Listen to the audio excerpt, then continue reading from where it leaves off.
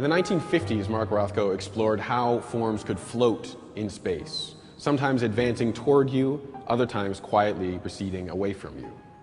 Now, by looking at his paintings, there's a number of ways that we can discern how these effects are achieved. However, Rothko was notoriously hermetic about his studio practices.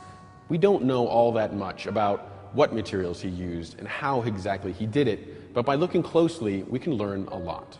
Now, how these forms are liberated in space, how they even have this ability to move via color, is also about the way Rothko handles the edges of these floating cloud-like forms.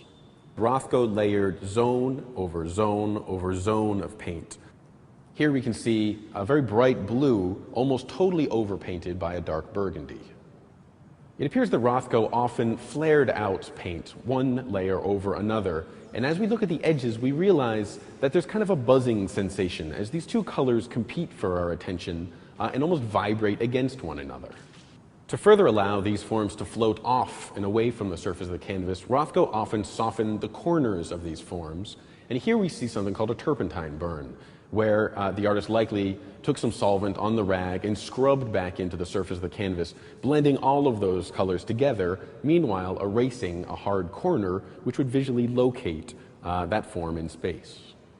In addition to leaving hints of these colors around the edges of forms, crucially, Rothko allows you to see through veils of paint because he painted so thinly. Now let me show you exactly how Rothko painted so thinly. Rothko would add so much turpentine to his paint that he would stain the canvas, less painting on the canvas than really pushing his paint into it as a stain. Because these stains are so thin, you're able to read one color quite literally through another. In thicker areas of paint, you see the overlayer. In thinner areas of that overlayer, you begin to see the underlayer. And because Rothko layered color over color over color, any given zone is infinitely complex. Rothko thought that if the viewer properly experienced his paintings, that he or she would very often cry.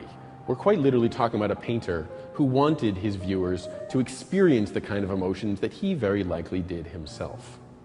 It's not uncommon for people to be emotionally moved, perhaps even to cry when listening to music. However, it's very rare that visual art can evoke those same emotions. Rothko, if you will, is competing on the territory of music, trying to evoke very, very strong emotions through paint. The experience of viewing this painting is a very somber one. It lacks resolution. Although it's very quiet, although it's a quite beautiful painting, it's a painting that never has a finality to it. It's one that almost unravels in time.